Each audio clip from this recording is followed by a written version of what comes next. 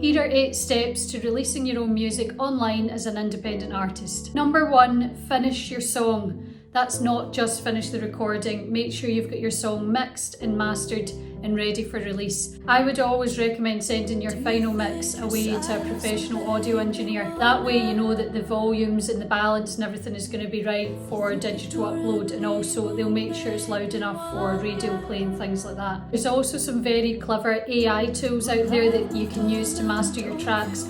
I downloaded an app called LANDR and I've tested a few tracks on there. The masters have sounded really good.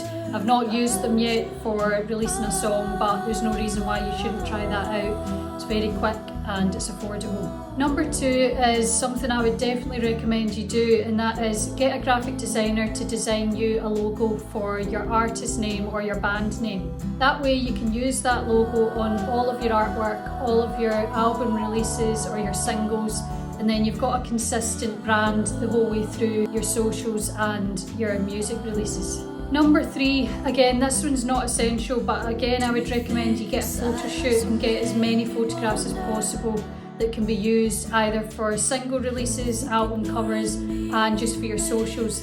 So that leads me on to number 4, which is design or make your album cover.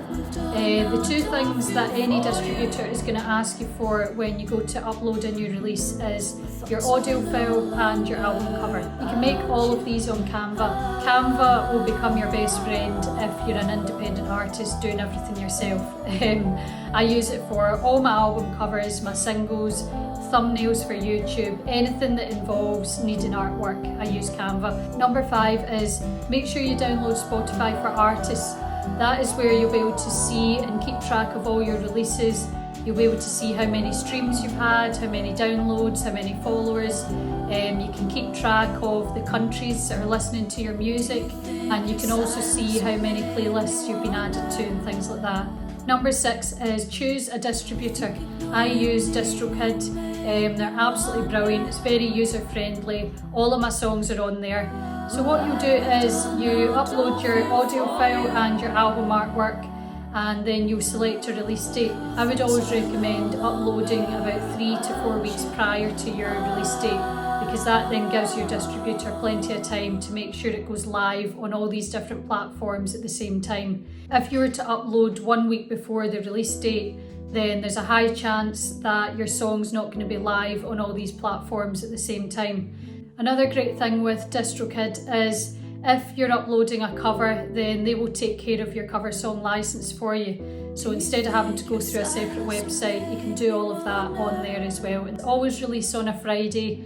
For some reason that is the global release day for music. And then you can use the hashtag New Music Friday on all your socials as well.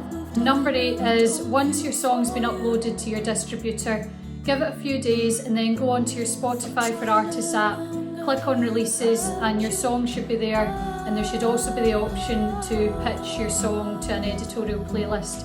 That means that someone from Spotify will listen to your track and they'll decide if it's good enough. They'll put it onto an editorial playlist, which is obviously amazing if it goes on there. So that's it for this video. If you've got any questions at all, just put them in the comments below. I'll link all of the websites in the description as well for you. If you enjoyed this video, please click subscribe, and I'll see you in the next one.